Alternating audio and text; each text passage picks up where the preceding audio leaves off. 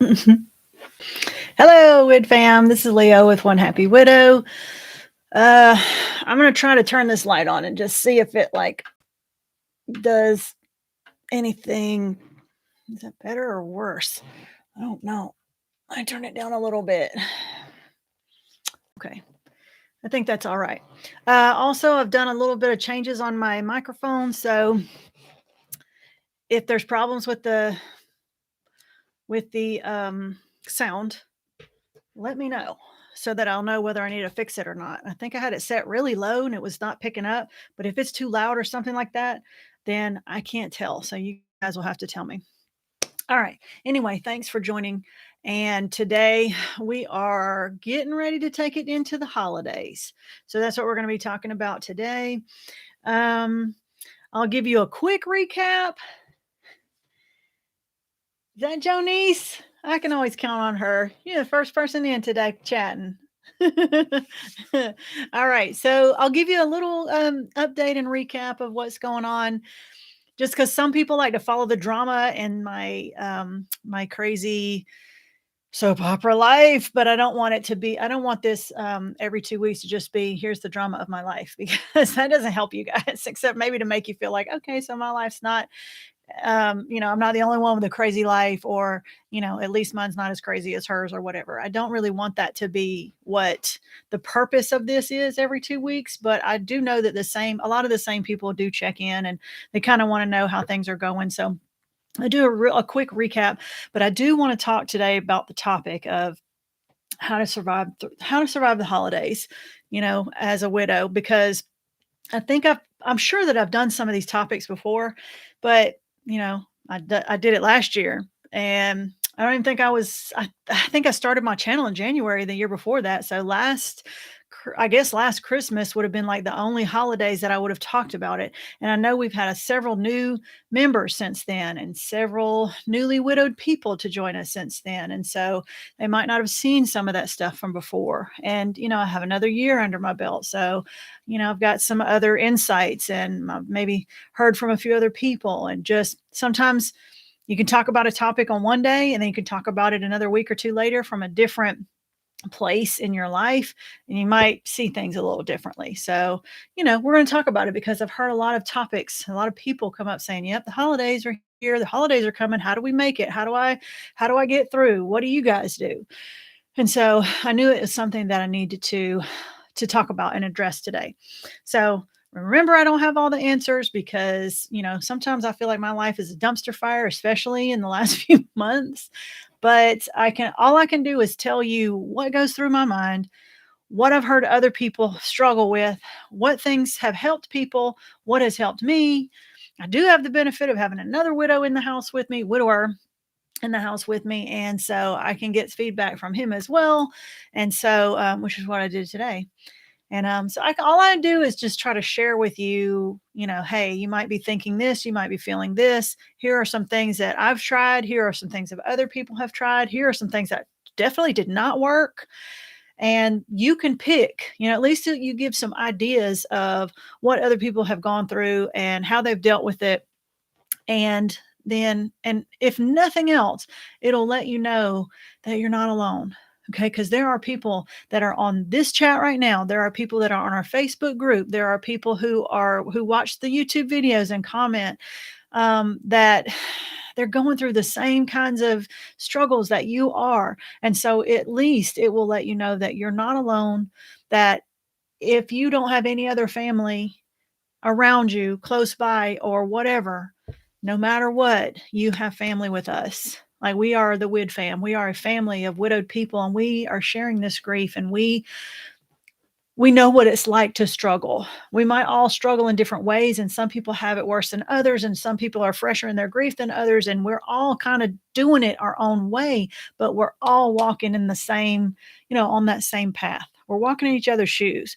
Our shoes might look different and fit differently, and some walk fast and some walk slow and some run and skip and whatever, but we're all kind of walking on that same journey together. So we do have some things in common that we can relate to with each other and support each other.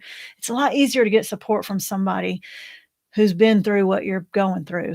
When someone tries to say things to make you feel better, and they've never experienced the kind of loss that you've experienced. Even if their advice is sound, it's just hard to hear it from somebody because you're like, "What do you know?" You've not been through what I've been through, so how do you even know what I feel? And so sometimes it's hard to take even good advice from people who have not been through what we've been through. So let's check. We've got Laurie here that says, "Hello, Wid fam." Tim is here. GGZ says, "Hey, y'all." Mary Lynn Keeney says, "Hi from Central Iowa." Sue says, "Hello, everyone." Janet, "I need this one today. Thank you." Peg says, "Hello." Janet Gibson from Pennsylvania. Marianne Sherbrooke from Wyoming. Janet from Pittsburgh. And Sue Bridger says hello. Monica says, "Hi, my first Christmas without my husband." So, Monica, I'm so sorry. I know we do have a lot of people who are about to go through this first holiday season without their spouse. And so that's another reason why I wanted to um, cover this topic today, because we do have a lot of, even if it's been 6, 8, 10 months, if it's been less than a year, this is going to be the first holiday that you're going through without your loved one. And so the first one can be tough. For some people, the second one can be even tougher. And then over time, we start to wonder, well, what am I supposed to do now? Like it's been for me, this will be my fifth or sixth. It's been 5 years, so I don't know if that means it's been the fifth or sixth Christmas. I don't like to really keep track, but anyway, Dewey died in 2017. So 17 was my first, 17, 18, 19, 20, 21. So this will be my sixth Christmas as a widowed person. And so my struggles are a little different from somebody who this is their first or second Christmas or holiday season that they're going through. But I can still look back and remember those times, and speak on that. And I can also give you a glimpse of down the road a little bit to, how it is dealing with it several years out. And so, and all of you who are joining us today can definitely add in, some ideas or some perspectives or a different viewpoint. And so collectively, we might be able to come up with some things that we can talk about together, or you might have questions specifically if you're here. So then you can post in here and we can try to answer those for you too. All right. And I see a lot of familiar faces and I see a few new people too. So thank you so much for joining us. Just as a reminder, at the very beginning of the chat box and also in the description box below, I have several links. So in the chat box, I have linked. The first link is to the journal template. So those are blank journal templates that you can go to, sign up for, and you will get those free journal templates that you can print. And if you need something to kind of, guide you along, there's several different formats. But journaling is a great way to kind of help you through some of those moments. And I'll give you a specific example of why in just a minute. A conversation that I just had with my husband before I came downstairs. Also, the second link is it's griefpivotcourse.com. So if you're past the fresh grief stage and you're kind of pivoting to like all the stuff that I had to take care of one time is already taken care of, but I'm sort of in this what we call the valley of grief, and I'm trying to pivot and figure out, how do I climb out of this and start to make like a normal life for myself? How do I start moving forward and living with this loss and doing it on a daily basis? A lot of people have trouble, like they struggle with transitioning from that fresh grief and all the things that come along with the funeral and the paperwork and the legal and the moving and the money and the jobs and all that. All that stuff has to get worked out. And a lot of times that will keep you, that will kind of keep your mind busy and keep your mind sometimes off of the grief. And then once all that stuff is taken care of, a lot of times you're kind of sitting there with yourself like, okay, now what? Like, now what I do for the rest of my life without my person. So if you're in that stage and you're past that stage, or you're stuck in that stage, then the Grief Pivot course is perfect for that stage, to help you kind of shift your mindset, learn some things about your brain, think about things in a different way, create routines for yourself and things like that. So the course is still there and available. And then if you are not already a member of our Facebook group, then you can go to facebook.com/group/onehappywidow and you can apply to join there. Great group of people there. I think we're like at close to 1,000 or just over 1,000 members. We got a good handful of members. It's a real positive group. and it's very uplifting. And I can't say enough good things about the people that are in that group. The group is the reason why the group is so awesome is because of the people that are in it. Okay, because the group is just a place to be, but the reason why it's such a great place to be is because of the people who are there making it happen. Especially lately, that I haven't been able to be in there as much as I was before, and so a lot of people are stepping up and offering good support, good words of wisdom, lots of caring, positive, uplifting advice, to people who are there. So feel free to go in there and join. Sometimes it takes me a week or so to get everybody approved. But again, it'll get done. All right. There's been a bunch of chats coming in. So, second Christmas without my husband, I feel like it is tougher. No desire to decorate this year. Yeah, Janet, and we'll talk about that in just a minute. I've got a list of topics that I want to talk about for that, but you guys are probably already touching on a lot of the struggles that I'll be bringing up.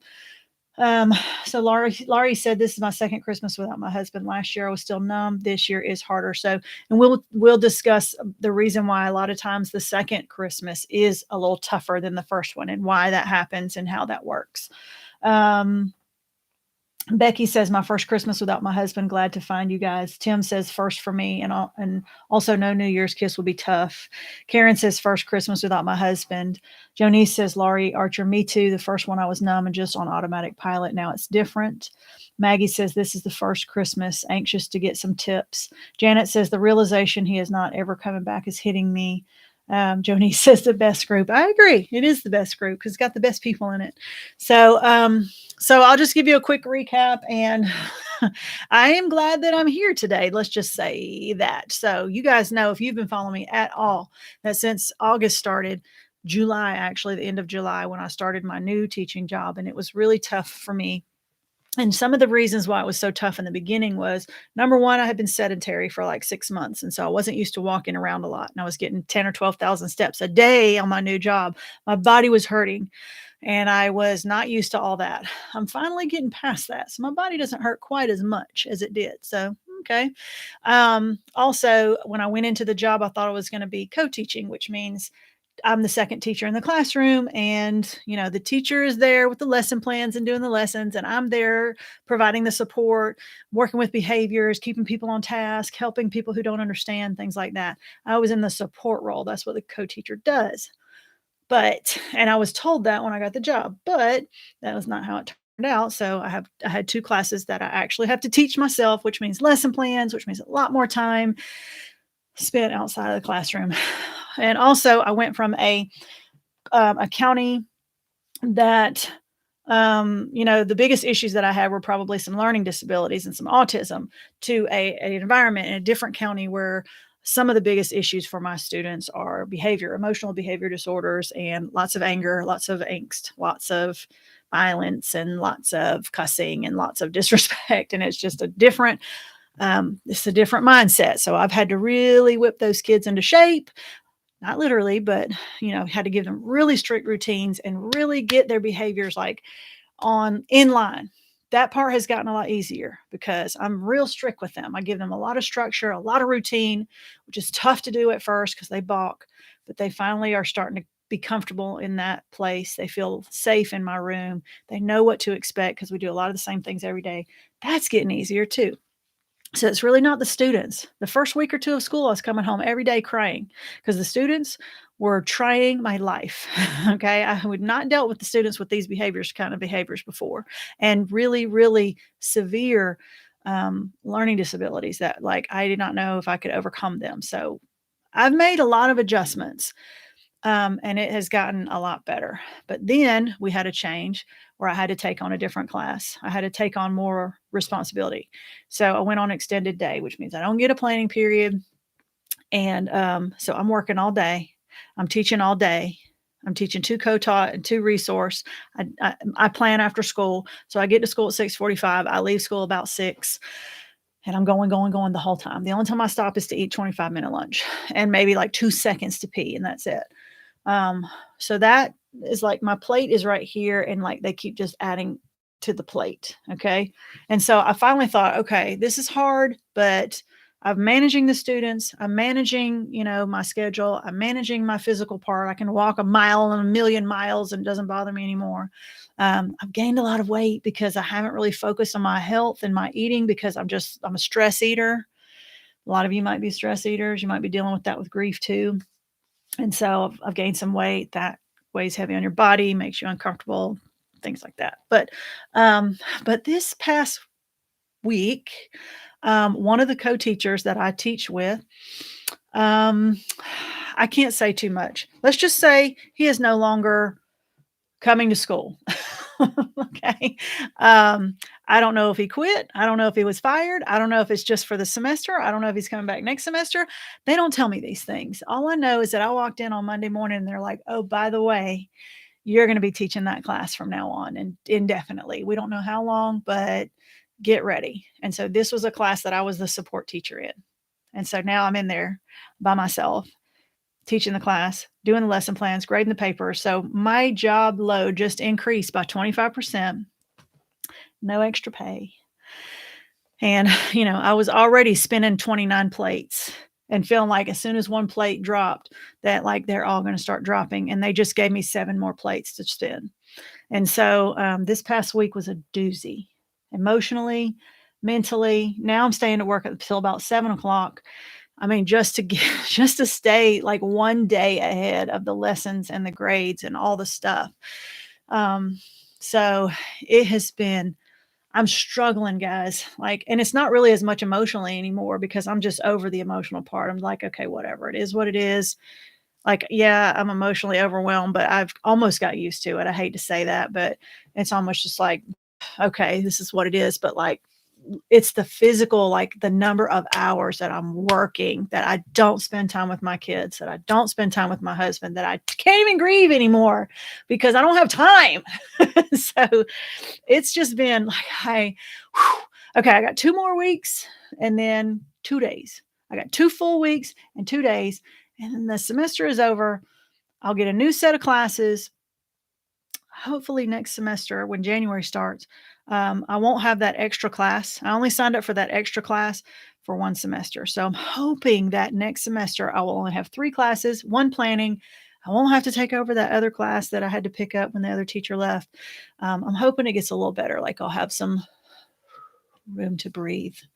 But again, I'm doing so much that I barely have time to check emails. I barely have time to check in with the Facebook group. I barely have time to, this is why I do lives on YouTube now, because I don't have time to edit pre-made videos anymore. I can just get on here and talk, and when I'm done, it just loads up. But there's no more lists on the screen and little cute little things and little words and little background music or whatever.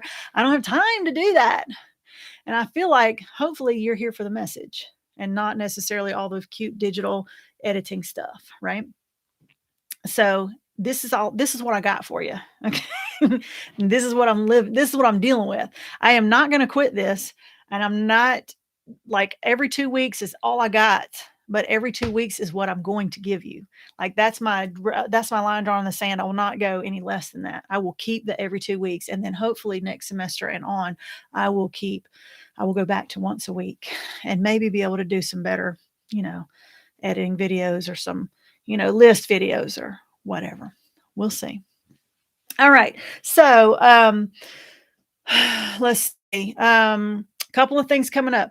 We've got Vlogmas is going to be coming up soon. I'm not doing Vlogmas every single day in December because there's just no darn way that I can keep up with every single day. That's too many days. So I'm just going to do the 12 days of the 12 days of Christmas.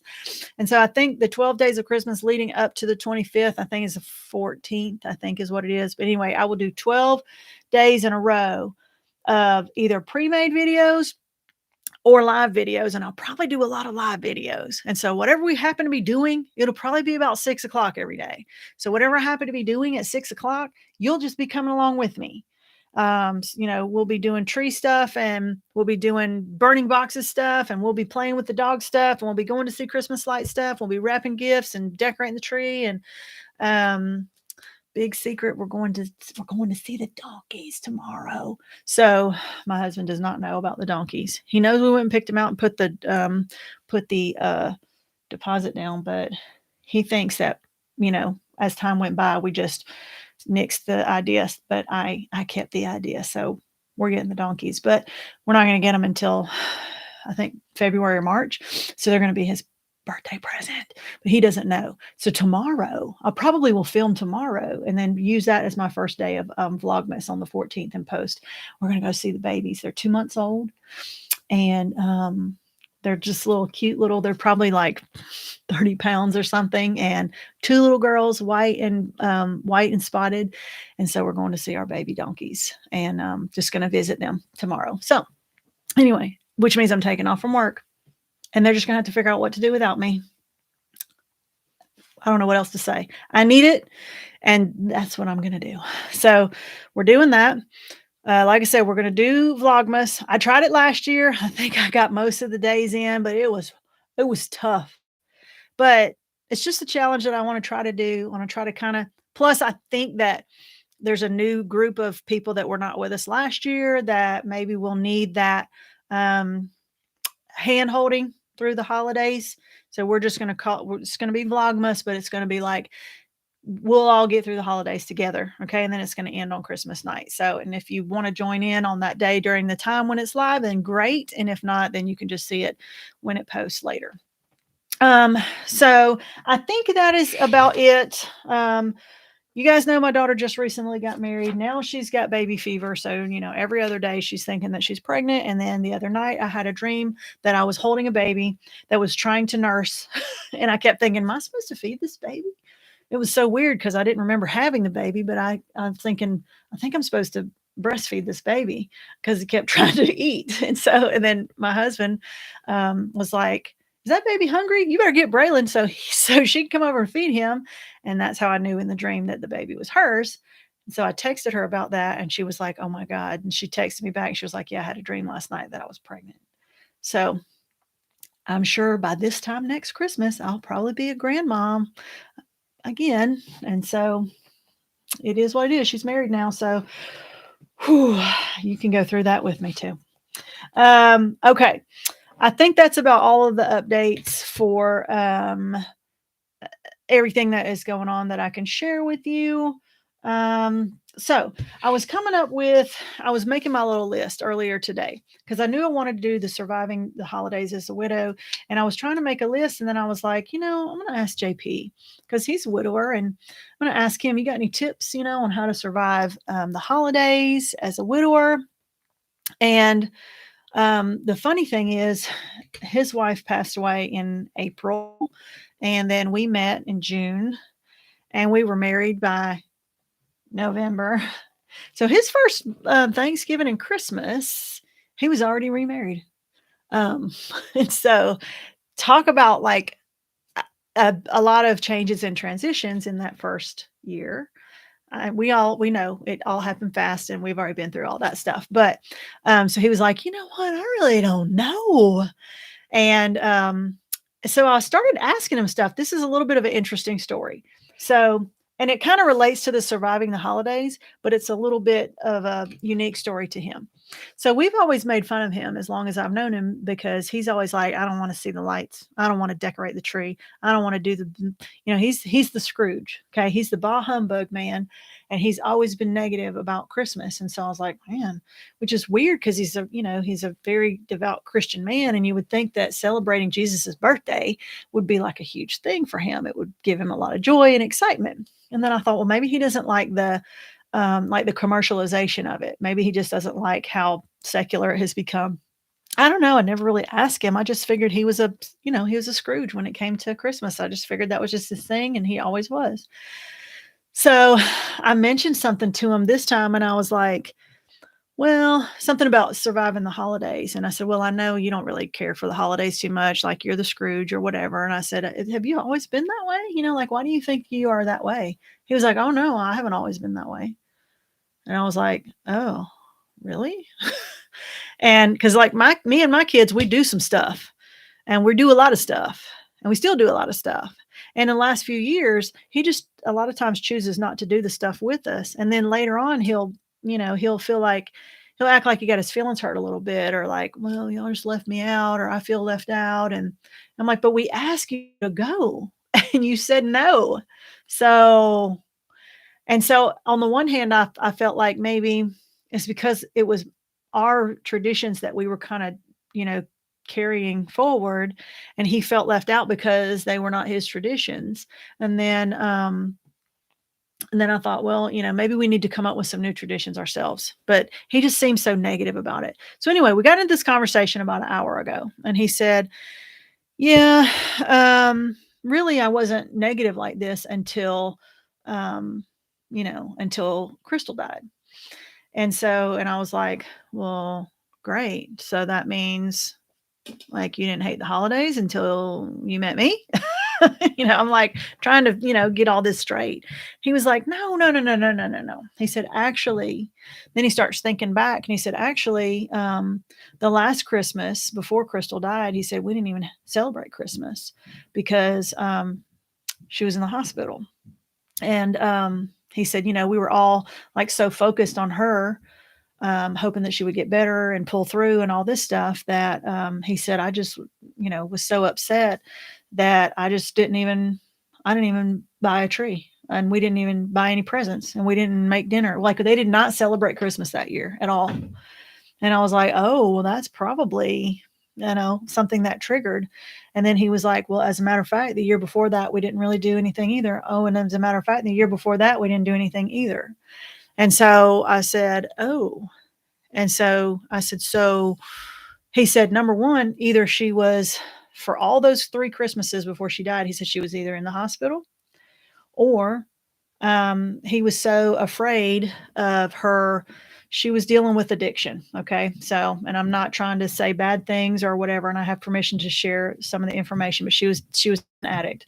And so he said either she was in the hospital from an overdose or she was um, just so erratic in her behavior that he was so afraid that if he tried to have a lot of people over to the house, he was not sure what would happen, how she would act, or if it would result in some trauma of the grandkids having to see some behaviors that he didn't want them to see in her and things like that. So basically, the last 3 Christmases before she even died, he just did not even have the holidays. And so then I asked him, I said, well, you know what? That's probably why, you are feeling negative about the holidays. And he was like, my God, you might be right. Like he knew it, but he just didn't like put the cause and effect, together. And neither had I, because I didn't live through it with him. And then I said, then he told me that in the last few years before she passed away, that I think he said there had been 5 instances of hospitalizations. And so I said, well, let me ask you this. I said, how many of those were during the holidays? He was like, oh my gosh. He said there was one that was in June. He said all the other ones were sometime between November and December, were during the holidays. And he was like, like his brain exploded, right? He said, oh my gosh. He said, no wonder I have such a negative, feeling when it comes to the holidays because all of those holidays were filled with me fearing and being by my wife's bedside and wondering if she was going to live or die, not knowing if she was going to survive and what was going to happen afterwards, and having a mix of anger and grief and sadness and, all those things that are mixed together with that kind of trauma. And so it's funny that we had this conversation today and it just now clicked. All the stuff just kind of clicked together as to that's what happened. And I said, okay, well, let's take it one step deeper.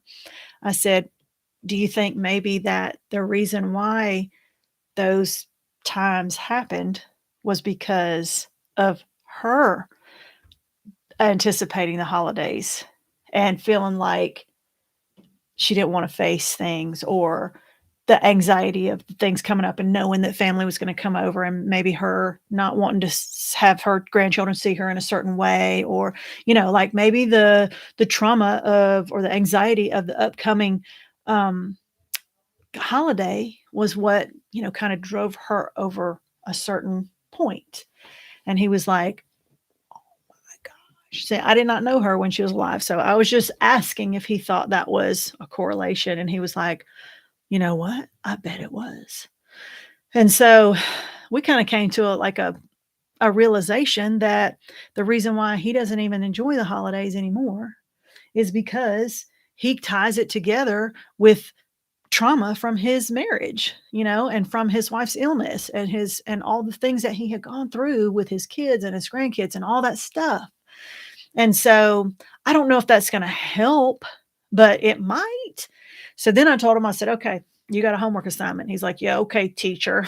So I said, "Think about," like I said, go back to farther back to when you did enjoy the holidays and you did enjoy Christmas." He said, "Okay, I gotta go back, quite a few years, because his wife's been gone now for 3 years, and so if it was 3 years before she died and then 3 years since she died, you gotta go back more than 6 years." I said, "Okay, well, just think about the holidays and what you used to love about the holidays," and I said, "Pick one thing that, you really loved about the times, like one good memory, one good routine, one good tradition that you really looked forward to every year." I said, "Just think about that." And I thought it was gonna take him a while. He's like, "Oh, I got you. I already know. I can already tell you." And I was like, "Oh, okay." So, and I asked him what it was. I said, "Because what we're gonna do is we're gonna try to see if we can either recreate or make a new updated version of whatever that is, whatever that tradition is. Let's make our own version of that so you can have something that you can look forward to every year during the holidays." And he said, "Well, I can tell you right now what it is." He said, "It's when it's on Christmas." I can't remember if he said Christmas Eve or Christmas night, but it's on Christmas when he said all my family would be in the house with me.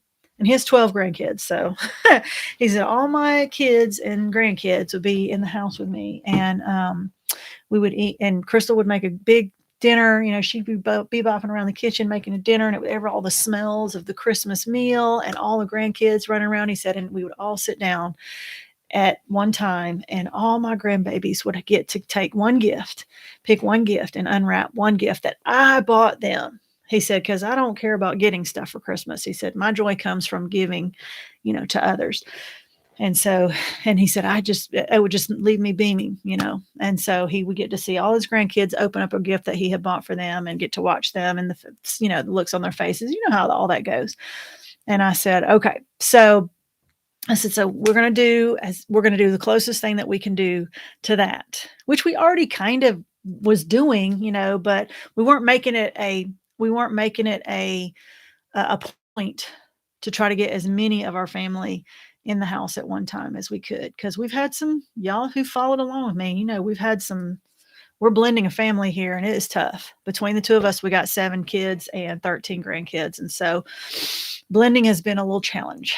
Okay, so but we did have them come over for Thanksgiving. His son, daughter, and their 4 kids, and they came over, and that was the first time they'd been over to the house in almost 2 years. First time they'd been to this house since we moved here, and so we're moving forward. And so I said, "Okay, well, we're going to do our darndest to see if we can make that thing happen this year." Now, he has 5 grandchildren from his oldest daughter, and one of them has been adopted out by another family. And then, so I don't know that she'll be able to come over for Christmas, but she does live close by. But so he's got his other 4 grandsons that I'm sure they will be able to come. I don't know if they'll be able to come on Christmas night, but maybe we pick a different night that everybody can come, everybody who's in the area, maybe Christmas Eve or the night before Christmas Eve, and have them all come over. But pick one night where his 4 grandsons can come. His 4 grandchildren by his son, who live just not even an hour away, can come. And my grandson can come. And then my 2 kids who still live at home, my 2 kids that don't live at home, and, his 1 kid that is able to come. He does have a daughter that lives in Kentucky with the other 3 grandkids, and so they won't be able to, unless they make a trip down here. And if they do, we'll include them too. But point is, we're going to take that one, and we're going to try to recreate it, not so that it's the same, but so that it can be a tradition that continues to carry on, so he can get a little bit of that feeling of that joy and that memory, and know that it hasn't totally died with his wife. Because he even told me, he said, "It's weird that my wife, being as traumatic as her life was and all the trauma that we dealt with her addiction and everything else, could it have been that she was the glue that was actually holding our, our family together?" He said, "But I guess that she was." And I said, "Well, she was mom, so take her with all of her issues and her things. She was the mom and the only mom that they had." And so, yeah, she was it. When she died, the whole family, just kind of cracked, and they all had to go their own ways. They were very close knit, and they just kind of all, separated and went their own way. And even though they were technically grown, it still was, it was tough for them. It was a tough transition. And then shortly after that, I came into the picture. So you can imagine how they felt about me. So that's a kind of a long story for one little point, but it just goes to show you that even him being 3 years out and me and us having been married for 3 years now, like we just now realized, like we just had an epiphany about some of his trauma and some of his grief and how we can try to help him heal through some of that. And so it's never too late, and it's never been too long for you to learn more about yourself, and try to do something that might help you even several years out. So if that makes you feel any better, that even us being, year 3 and year 6, that we're still learning how to grieve and get through the holidays without our spouses. So, all right. So let me get to my list, right? If it's the first holiday for you, a lot of people have said, I'm not really sure. Oh, great. Somebody tried to make a triple X here, but guess what? It got caught by the filter, so I had to take it off. So if you're in your first year, your first holiday without your spouse, I've seen a lot of people write about, like, number one, they'll say, "I don't even feel like celebrating," because what is there to celebrate? I don't want. I'm not happy. I'm not celebrating anything because my spouse is gone. And so what am I supposed to do? Just go through the motions just because it's Christmas? I'm supposed to put up a tree, and I'm supposed to put up the ornaments, and I'm supposed to do the things and go to the parties just because it's that day, even though my heart's not in it or my mind's not in it or whatever. And I totally get that. And so I will address that, that thought. Um, Number one is, this is your journey. This is your grief journey. This is your holidays. This is for you to decide how to get through it. Nobody's going to feel like celebrating on their first holiday after their spouse has died. So, but does that necessarily mean not to do anything? I would say not necessarily, because maybe you just do go through the motions in order to get through it. Like, you get through it by getting through it. And so, yeah, you're not going to feel the same, and you're going to be really sad, and things are going to be traumatic, and you're not going to feel like celebrating. But sometimes going through some of the motions gives you a sense of normalcy, gives you a sense of, gives you enough of a distraction for your mind so that you're not just sitting there, just sitting by yourself and being reminded every second that the holidays is going on without your spouse, because you're going to be sad anyway. And so if you sit there and do nothing and skip out on all the parties and skip out on all the traditions and just throw everything away, like, as far as, like, not pull anything out, not do anything, just go through it like it's another day, I can guarantee you it's not going to make you feel better. So not much is going to make you feel better, but that's 100% not going to make you feel better. But if you do go through the motions, at least you can give yourself enough of a distraction, like I said, to not think about it for at least some minutes. And number two, think about this. When your spouse died, do you want everything that you did with them, all your routines, all your memories, all the fun stuff that y'all did, do you want to just throw it away and not do anything because they're gone? And what would they think about that? Would they, how would they feel about knowing that your whole life just became nothing and empty because they're gone? Or would they want you, to do something, to do the best that you can do to try to make something of the holiday? And I will tell you this, when it's all said and done, two things about holidays coming up. Number one, A lot of times, the anxiety of the upcoming milestone, whether it be a birthday or New Year's or holiday or Veterans Day or whatever, to Christmas, all those things are coming up. A lot of times, the anticipation and the anxiety you feel leading up to that day because you're not sure how you're going to feel, how you're going to deal with it, what's going to happen. A lot of times, the anxiety of the buildup is worse than the day itself. And I know that sounds weird, but you build it up and you build it up and you build it up, and then the day comes and you're like, "Oh, okay, it was just another day." Then you go through the motions and you get through the day and then you move on. So sometimes, like I said, that anxiety of the buildup is more. And then I will say the second thing about that is I don't hardly remember anything of the first Christmas and Thanksgiving. So, more than likely, you're in such trauma, you are in the grief is gonna, like, cloud your memory of all the stuff. You probably won't even remember a whole lot of the details of the first, holiday season without them. You'll go through it, but 3, 4 months later, 6 months later, a year later, you'll look back, you'll be like, "I don't even remember what I did. I don't remember," because your brain sometimes will block out some memories that will keep you in order to protect you, to keep, your emotions from feeling too much. And so, and then you gotta think about, if you are a parent of children, of younger children, minor children who are still living at home. That's another you have to think about the holidays for their benefit too. So, sometimes we go through the motions just because, you wouldn't wanna just not go through Christmas with your kids around just because daddy died, or mom died. And so, that first Christmas, man, I this is one thing I do remember about that first Christmas. I had just gotten the life insurance money, and so, I just figured I would just throw money their way because that surely would make them feel better. That was my mistake mistakenly, but in my mind, that was what I thought in the first several months that I could buy their grief away. And so that Christmas, oh my god, they got so much stuff. I don't remember what I bought. They probably don't even remember what they got. But, I mean, I spent thousands of dollars for them on Christmas because I was like, "By golly, we're gonna have an awesome Christmas. They're gonna get all these toys and all these presents, and anything they asked for, they got," and it didn't make us feel any better. They're definitely not gonna say that was the best Christmas we ever had because it was not about the presents, but in my mind, I'm trying to grieve. I don't know what I'm doing, and so I figured I'd throw money at the problem, and I did that for a lot of things in that first year or so. And, so learn from my mistake. Don't try to do that. I mean, buy them stuff, but, like, don't go overboard just because you feel bad because they lost their dad because it's not gonna make it any better.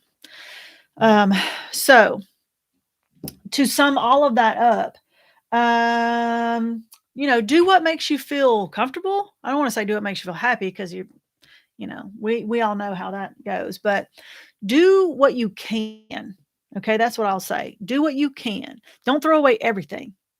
Just do what you can, okay? Go to one of the parties, and if you don't stay for the whole party, okay, fine.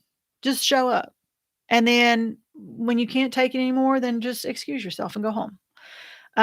Put up the tree, I mean, just put up the tree. If you don't feel like it, then, just look at it and toast to your spouse wherever they might be, and so basically what I'm saying is, if you're wondering whether you should go through the motions, I would say yes. And if you simply just can't because you just literally can't not get out of the bed and it's been real, real, real fresh, then I get that. I totally get that. But if you can, try to go through the motions. I think you will be glad that you did when it's all said and done. Because, like I said, at least give yourself a little bit of a distraction to keep your mind off of, how bad it is. And yeah, it's going to be bad because you're going to be reminded of every single thing that you look at is going to bring back memories of things that you did before with your spouse. And you're going to be reminded that he's not there or she's not there. That part, if I had a solution for you, if I could tell you how to get through that part, I definitely would. But we all know that's the reality that we're dealing with. So we can't change the part that makes us hurt. We can just change and make decisions on how we react to the thing that's making us hurt. And so we got to learn how to just get through it. So sometimes survival is what it's about in that first year. Now, talk about the second year. Um, Let's see. So the second year for a lot of people, and a lot of people in this chat have even said the second year is even tougher than the first. And it's hard to think about number one, if you're not there, it's hard to think about how that is possible. Because and I remember that first year, I was like, if I could just get through the first year, if I can just get through the first birthday, the first Christmas, the first Thanksgiving, the first New Year's, the first this, first that, for that, okay, then I will feel like, okay, I did it. And imagine my surprise when I got through them all. And then I realized, shit, I just have to do it all again. Like, how did I not know this? I mean, it's not that I didn't know. It's just like my brain was so focused on just getting through the first of everything. And I'm like, okay, now I just got to get through the second of everything. How in the heck is that different? And so, that was a bummer, to realize that I kept thinking that like it's a finish line, right? If I can just get through the finish line. It's not a line, guys, it's a circle. It's like the racetrack on the video game. You're trying to go through and get to you got 4 seconds, to get to the finish line. And guess what? As soon as you get to the finish line, the time starts again and it starts counting down and you're going around the same track again. And so that's like what year 2 is. For some people, they're like, okay, but I did it though. The hardest one was the first one. And so I did it and I know that I can do it. So now the second one won't be as bad because at least it's not the first. But a lot of people are like, okay, I don't even remember the first time. I was numb the whole time. I don't remember what I was doing. I had no idea how to do it. I had to learn how to do it or whatever. And then after that first year, the fog is cleared and the anger might be gone or the denial is gone and your brain and your heart are finally starting to connect. The brain already knew that your spouse was gone, but your heart just wouldn't allow your brain to like really accept it. So at some point your heart and your brain kind of meets that equilibrium, and then you realize like the reality is, oh, okay, so this is like for real, for like forever for real. And so the acceptance is starting to come. And so that second year is like, oh, this really sucks because I just got finished doing it and now I have to do it all over again. And now it's been a year and I haven't seen them. And I really miss them because the first time I really missed them, it had been a few months. Now I really miss them. It's been over a year. And so that reality check on year 2 for some people is even tougher than year 1. Because year 1, you're just like on autopilot, like remote control robot, you're like I said, you're going through the motions. You're trying to figure out what the hell you're doing. And like, it's just so chaotic and you're just putting one foot in front of the other and you're trying to survive. But by year 2, you kind of are like, okay, you're starting to accept that this is really like real. And then you start realizing it's really forever. And that's hard. That is a hard realization. So I think for that reason, year 2 for a lot of people is even tougher because it's just more real. It's more deep. It's not like, oh my God, when am I going to wake up from this nightmare? Like you're already woken up and you realize that it's not a dang nightmare. It's your real life. And now you're having to deal with it in more of a reality type of a way, if that makes sense. Right. So, that I would say about year 2. For me, year 2 was not, I came to that realization. I was like, dang, I just went through year 1. Now I got to do it all over again. But for me, year 2 was not as hard. But I do know that for a lot of people, it is as hard or harder. So that just kind of depends on the person, where you are, how you see things, how your mind works, what's going on in your life. That is totally like a unique to your circumstance. But I will say for me, it was not as bad. It's always bad, but it was not as difficult as the first year. So I'm looking at my notes here.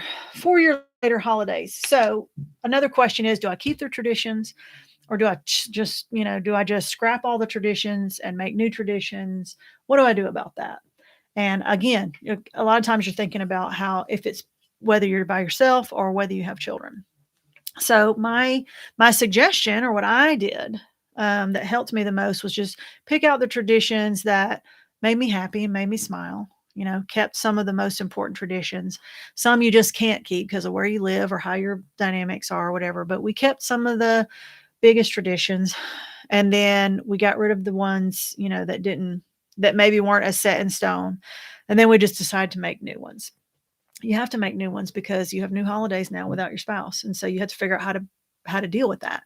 So you are automatically going to have to make some new traditions. Are you going to, are you going to keep their stocking out? Are you going to, I mean, and that might be a way for you to, remember them, is to keep their stocking out and put some stuff in it, and hang it up with the rest of the kids or whatever. Are you going to give them a gift? Are you going to, serve their favorite dish at the meal, or how are you going to remember them? How are you going to commemorate them? How are you going to incorporate some of those old traditions into moving forward? And then which ones are okay to let go? If it causes more pain than comfort, then don't do it anymore. But sometimes that routine and that, carrying over those traditions will bring you comfort and will help you feel closer to them because it helps you to remember and it helps tie you to those memories. And at first they might hurt, but then over time they will bring you comfort. Same thing with looking at pictures. At first, sometimes looking at pictures, you just don't even want to look because it's too painful. Then over time, you do want to look because you don't want to forget. And so the same picture that might bring you to tears in the beginning might bring smile to your face years out. And so it's okay to ditch some traditions in the beginning if they hurt too bad and then bring them back later. And so just kind of play it by ear. Okay. Make your own traditions, keep the ones you want, scrap the ones you don't, figure out what works best for you, make those adjustments from year to year. And over a few years' time, you will start falling into where you find that you have your own little traditions that are your new traditions that you use from year to year. So I think it takes a couple years for it to kind of morph into something, whatever it becomes later. Then after a while, that becomes your new set of traditions. That's like a mix of what you had before and something new that you do now. Think about when you first married your spouse. You had traditions growing up from your childhood. They had traditions going up from their childhood. When you first get married, you sometimes have to figure out, well, when does Santa come? Like, do they come New Year's, Christmas Eve night? Do they come after the kids are asleep? Does Santa wrap the gifts? Does Santa not wrap the gifts? Like JP, Santa's wrapped his gifts. Our Santa's did not. Like, those are little things, but like, do you go over somebody else's house? Do they come over to your house? We went to grandma's house. Well, grandma came to our house. So when you get married, you have to meld and mesh your childhood traditions together and figure out what your new family unit is going to do. So you kind of have to do the same thing now. Let's see. Again, if you have young children, for the sake of your children, don't get rid of all the traditions because that's like getting rid of daddy or mommy. And I do think that would do more harm to them than good. And so I think it is important for you to keep some of those traditions so that it can help them feel close to their parent that is not there anymore. Staying busy can be a distraction. So, and that distraction can be good or bad. And so if you've watched any of my videos before, I'm all about, moderation. I'm really good at talking about it and I suck really bad at living it because I'm an all or nothing kind of a girl, but I know that's not really the best. I know that moderation is better. And so stay busy to keep that distraction, so you're not dwelling on your grief all the time, but don't get so busy that you don't have time to grieve at all. And that's true in life. Like getting busy is okay, as a distraction from your grief sometimes. So you're not just focusing on it all the time. But when you find yourself so busy and you're staying busy on purpose so you don't have to feel the grief and you don't have to deal with the memories and you have to deal with it, I can promise you the grief monster will come. You push him back enough times, he's going to come when you least expect it. And at the most inopportune time, he's going to decide to give you a mental breakdown. So if you don't give yourself time to grieve or think about it or cry or things like that, and you keep pushing it back, you'll be in the middle of like a board meeting or something, a staff meeting, or you'll be at a restaurant or you'll be at the dentist's office or something, and you will or the grocery store, you'll have a mental breakdown. You'll have a crying spell and you won't be able to stop it. And so if you don't take control of it, it will take control of you. And so let the busyness of the holiday season be a little bit of a distraction, but don't get so busy that, you don't think about him at all or her at all, and that you haven't given them any of your attention and that you haven't felt any grief. It's all about moderation, right? Because once you do too much, then you're avoiding. You can't avoid it. Okay. You've got to get through it. You've got to get through the desert. You cannot go over it, around it, under it, through it. You have got to just, well, through it, you do go through it, but you have to, you have to travel through the journey.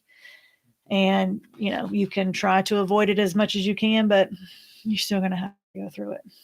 And I heard a few weeks ago, our pastor was doing a sermon, and he was talking about being a victim. And he said, you choose to be a victim. And I was like, I thought about it for a second. I was like, okay, well, you don't choose what happens to you. You don't choose your circumstances, but you don't choose your feelings, but you do choose your reactions. You choose how to react to those feelings. Sometimes in the beginning, if the grief is so hard, you're just like an animal. You're like an animal instincts or whatever. But like after a while, it's you that gets yourself out of the rut. It's you that gets yourself through the grief journey. And you do that by going through the motions. Sometimes you got to fake it till you make it. Sometimes you got to do the thing first before you feel like it. And then your heart will follow. Body first, brain comes second, heart will follow behind. And so sometimes, yeah, you do have to go through the motions to get yourself going.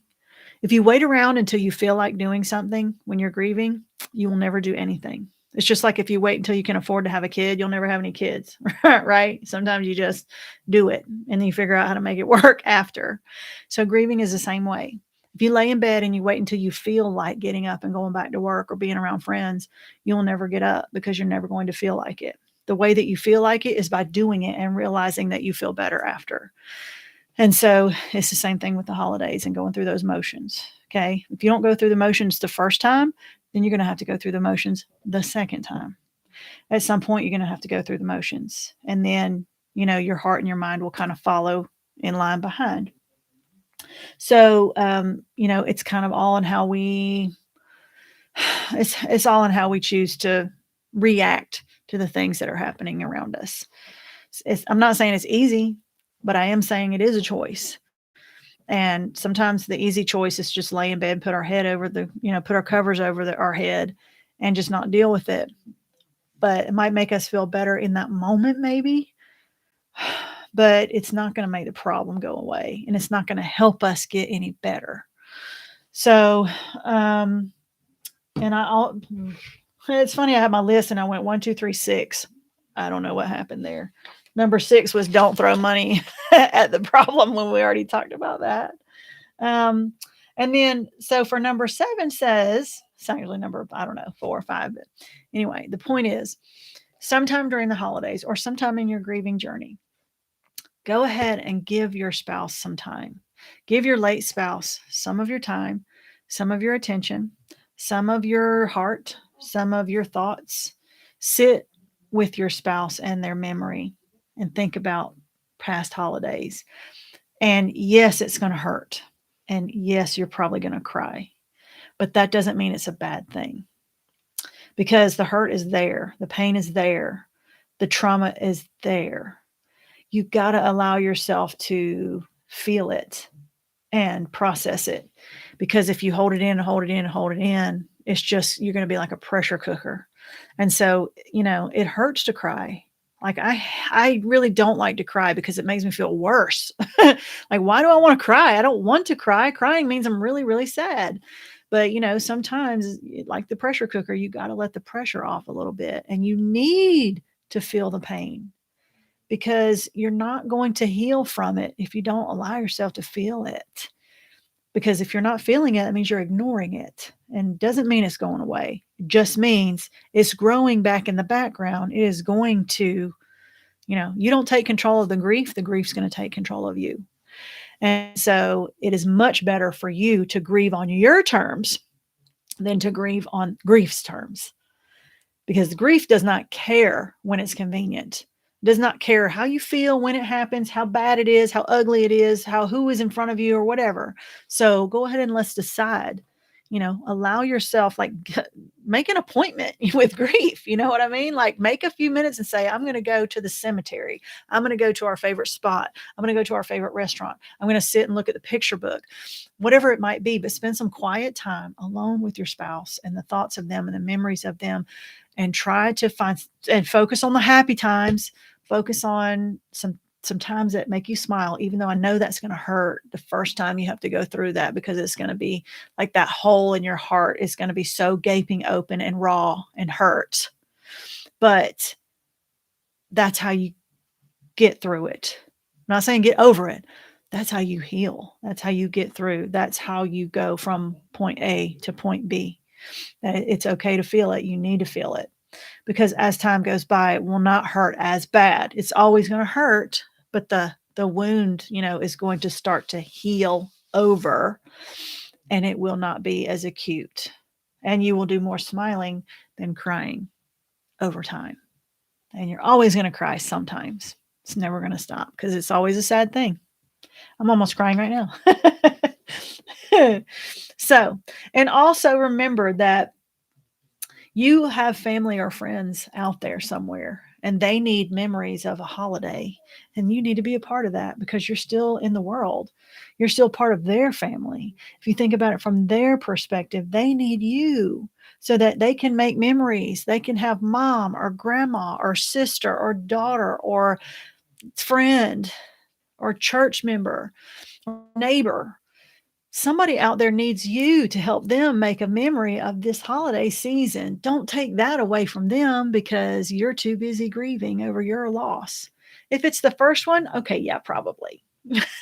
But like as time goes by, if it's number 2 or 3 or 4, and be a part of someone else's memory for the holidays, because that's really what it's all about, is those memories that we have that we can smile about when we look back. Be a memory for somebody else. Don't take that away from them because you're still here. They've already lost that memory of your loved one. Don't be another one that they can't remember anything about because you spent all day in the bedroom while they all came and did their thing, or went and had their family and went and look at lights and you stayed at home. And then the last one that I have is just try to remember your reason for the season.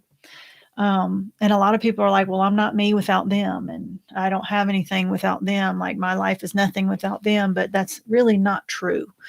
I know that they were a colossal part of you, and you feel like you don't have anything without them, maybe, or you're not. I know you don't feel complete without them, but you are still a person, and you still deserve, to have some happiness, some good memories, some good food, to feel love from somebody, to feel wanted by somebody, to feel appreciated by somebody, to be needed by somebody. And so remember that think about yourself too.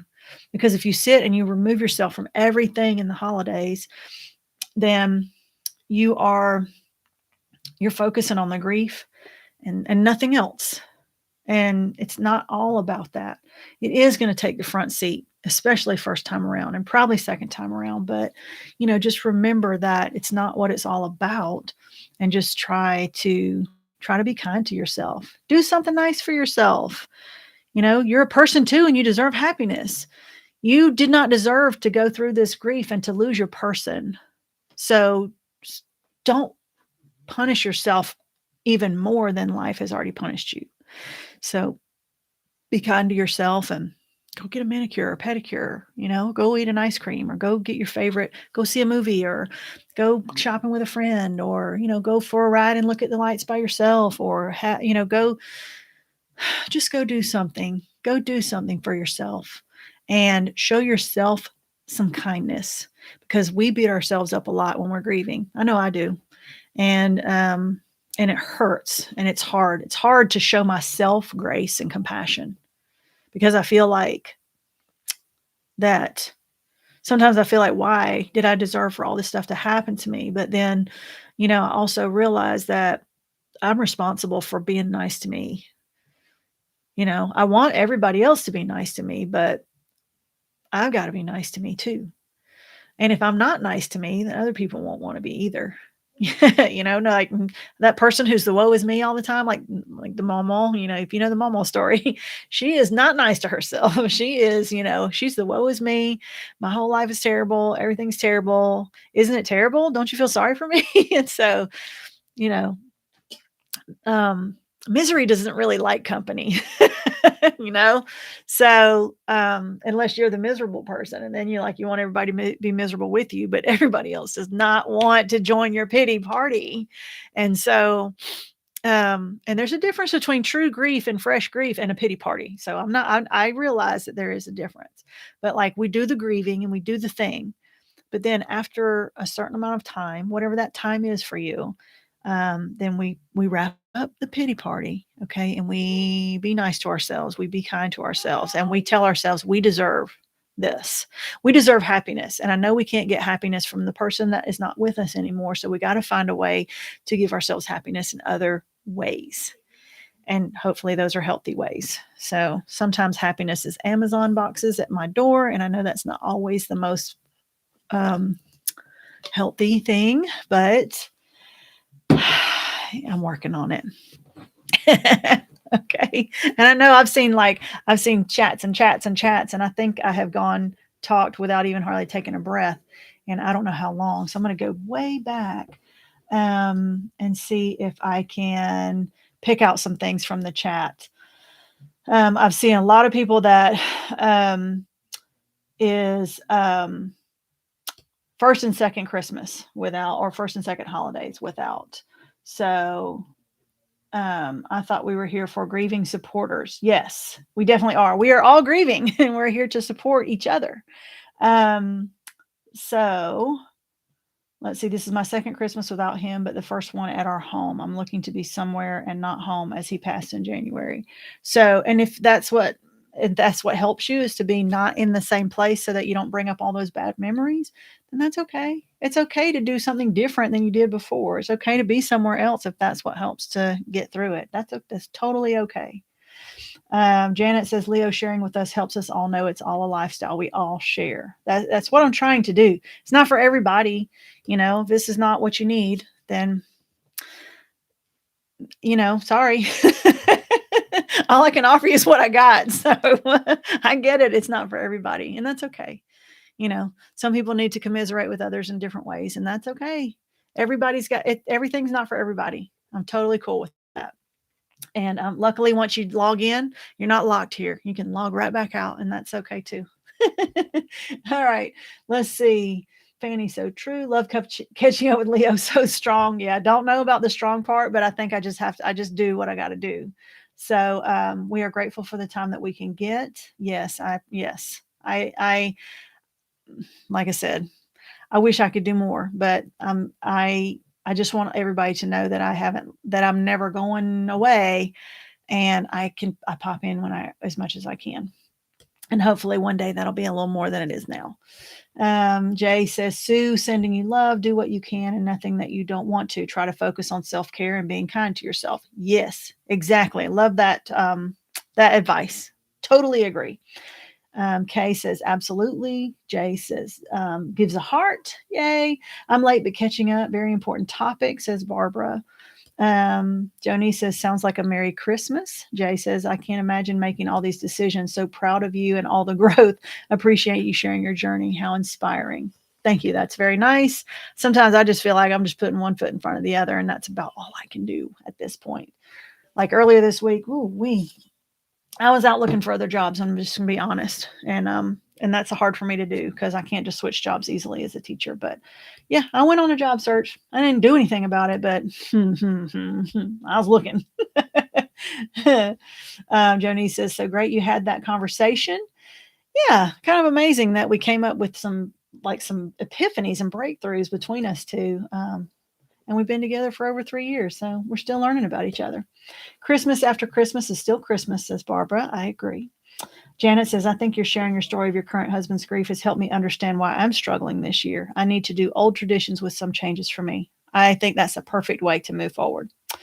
Levon says, so good to see you. Yeah, my first year too. God bless. We have a lot of people in their first and second year who are joining us. So, and I know it's tough. Holidays are tough. For me, the hardest holiday, I don't know why, was New Year's, which is weird. But I think in my mind, like I could just see in my mind the calendar moving over. He died in 2017. So when that calendar switched the page to the 2018, it was just like a bomb went off in my head, like, this is the first calendar year that he did not walk the earth. And it bothered me a lot, a lot. I don't know why, but that milestone was just emotionally tough for me. I mean, New Year's wasn't like in itself, it's a real special day for us or anything. It was just, I think what it represented and his loss and like changing from it's now the year, like he did not walk, he was not alive one day in 2018. He was in 2017 until he died. So even though it was after he died, it still said 2017. When the date changed to 2018, it was like, oh, and I knew that was the beginning of like every New Year's, it would be another year, another year, another year. And he wasn't alive. And so that just really bothered me a lot. And I was kind of surprised that it did. Um, let's see. Maggie says, thank you for sharing your story. My house is Christmased up, but my emotions are not. I want to not ruin Christmas for the rest of my family. So, Maggie, I totally get that. You can't, like, do what you can. Just do what you can, but don't, focus on yourself and try to think about others. That's a hard mix to do. But, you can't do everything for everybody else's benefit, but you still have to do something for yourself. But sometimes we don't want to go through the motions. And then once we've done it, we're like, okay, this was not so bad. So, and then speaking of that, we haven't even put our tree up. Like we usually do it at Thanksgiving. I don't know what happened, but time slipped by and I have a bunch of gifts bought in the closet, but they're not wrapped and the tree is not out. So we got to work on that. Sue says we get together Christmas Eve. My family grows bigger every year, 4 years coming in January. Bill would be proud. That is so nice, Sue, to say that, to be able to say that your husband will be proud of how you've moved forward and the growth that you've had. That's like one of the best things that you could say for yourself, like that's one of the best accomplishments that you could have for yourself. So I would be really proud of that. Randy says, Leo, comma, and then nothing. And Joni says, go through the motions for my grandkids. Yes, totally get it. Snowy Owl says, greeting everyone. Levon says, that's right, Leo. I've been so weirded out that I think I got Halloween and Thanksgiving mixed up. Thank God for the little kids to play with. Yeah, I mean, your brain does some weird things in grief. I mean, some weird stuff. Widow's fog is a true thing. Like I've done some videos on widow's fog and it is no joke. Laurie says, I hung our stockings with his in front like every other year. I'm not putting up a tree though. My kids are grown, so it's just me at home. So Laurie, you can spend time with us on just you alone. You can come hang with us for Vlogmas and we'll just all spend some Christmas time together. Gigi says, first Christmas, the only thing I can remember is sitting on the couch at my sister's on Christmas Eve and thinking this all feels so odd. I don't remember anything else. Yeah, it's very surreal. Like a lot of times we're just kind of in like a Twilight Zone kind of a thing. Mary Lynn Keeney says, I have to sign off. We'll catch the rest on the rewind. I appreciate what I've heard so far. Thank you for checking in. True Lily, I can't remember who that is. I know it's somebody I've seen a bunch, but I can't remember the name. My second year without my sweet boy, but family keeps me going. I'm a real holiday person, but I always think of him every day. I live alone at 70, but they will be over. Okay, so that's good. You got some family coming over. That's awesome. Rochelle says, I didn't get a tree, but put out my favorite ornaments in a nice basket so I could look at them and remember our time together and how much we enjoyed the ornaments together. Oh, what a great idea. That way you don't have to mess with like the big clunky tree if you don't want to, but just still be able to see the ornaments. What an awesome idea. I like that. Barbara says it's been 8 years and I still feel alone no matter where I am or what I'm doing. Family doesn't understand. A lot of people suggest taking a trip. They don't understand that I'm still alone. So yeah, you can change your environment, but you're still by yourself in a different place. So, and Barbara, I know you've been in a lot of our groups and a lot of our discussions and stuff like that. So maybe, and I can't remember your specific situation, but I don't know, do you have a pet? Could you maybe think about getting a cat or a dog or something to kind of keep you company so you're not so lonely all the time? And I don't know if you go to church or if you're in any kind of groups or join, some kind of activity for people of common interests or hobbies or clubs or exercise or anything like that, just to kind of have something in common with some people and just to be able to kind of socialize with people.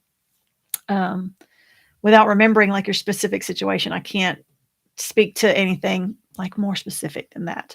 Levon says, one good thing happened this year. I found out that I'm going to be a great grandmother come June, Lord willing. Yay, Levon, great grandma. All right.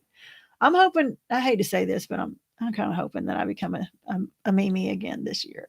So even though Braylon's only 20 and they probably literally cannot afford to have a kid right now, but you know what?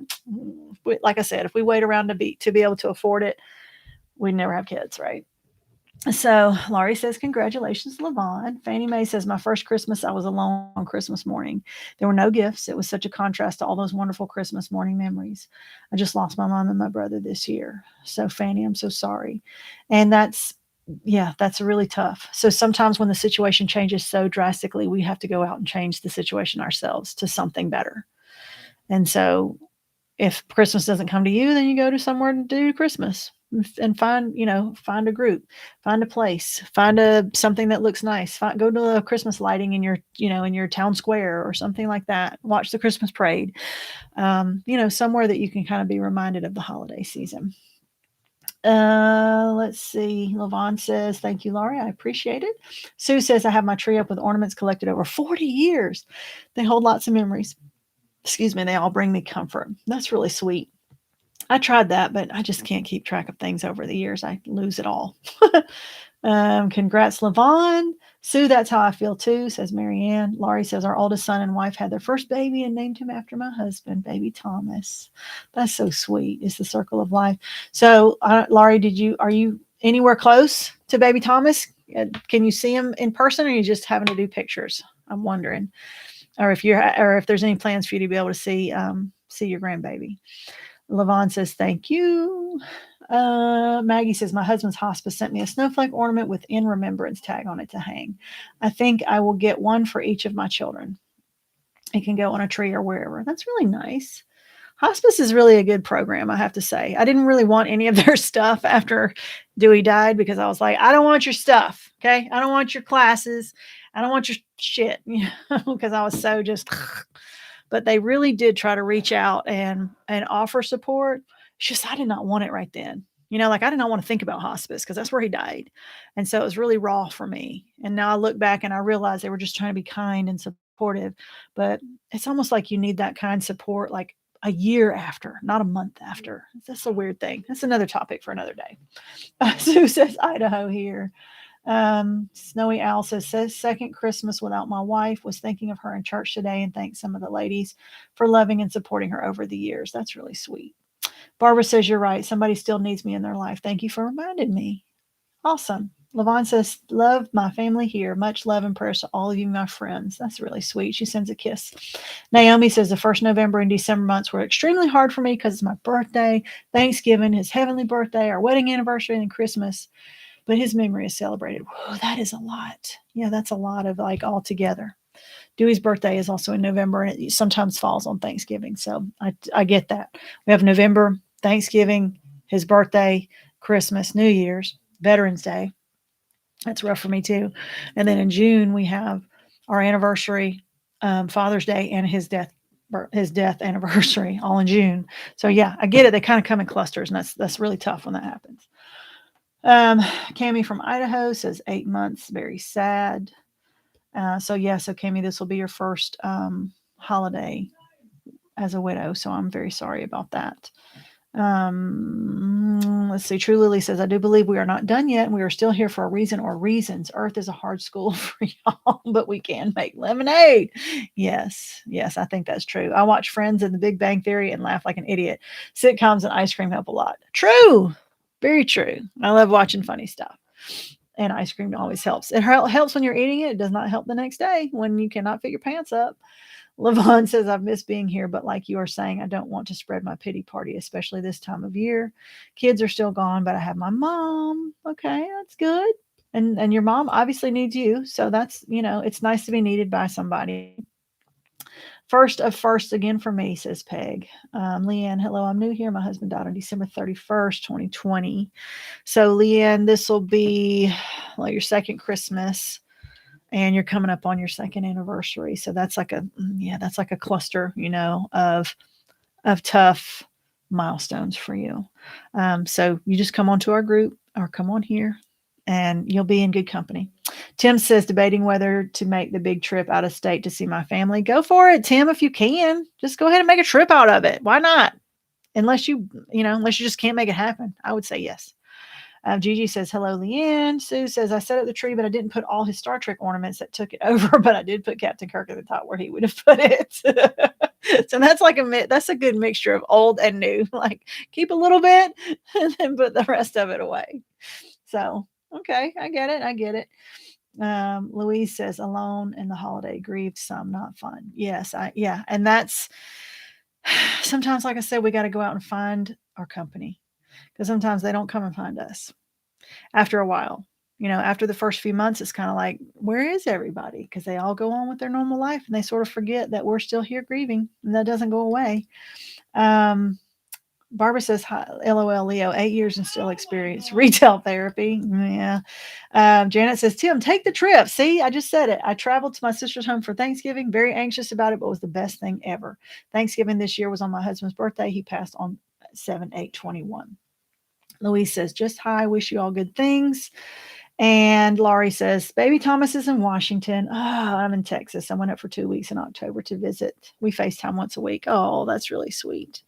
Well, that's nice. I got to see my grandson Eden during Thanksgiving, so that was nice. Although there's been some trauma there, with a whole lot of stuff with Austin going on. She's transitioning right now, so there's a lot of confusion, and there's a lot of tense stuff. And so because of all of that, Eden does not connect with me very well because of some things in the past, and some things that have been said and attitudes that have been instilled in him. And so we're trying to mend that and try to find common ground. So he'll come over and he'll play with my toys and stuff like that, but he won't touch me or give me fist pump or high five or anything. He'll take candy from me. It's almost like breaking in, like a wild animal. You walk up and you hold out the candy and you're like, here. If you give me a high five, I'll give you some candy. And he's like, no, thank you. I'm like, okay.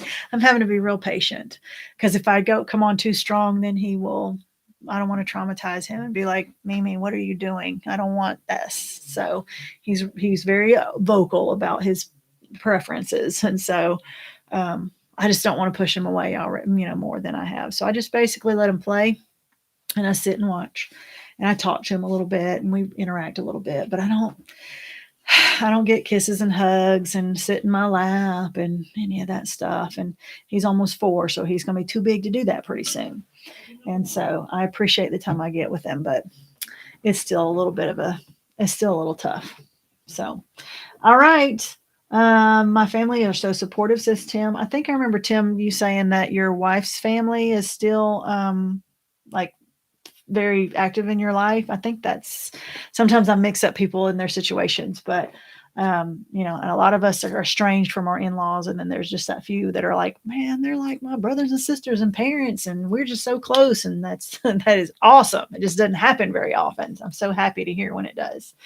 So Levon says, I understand the heartache always continues.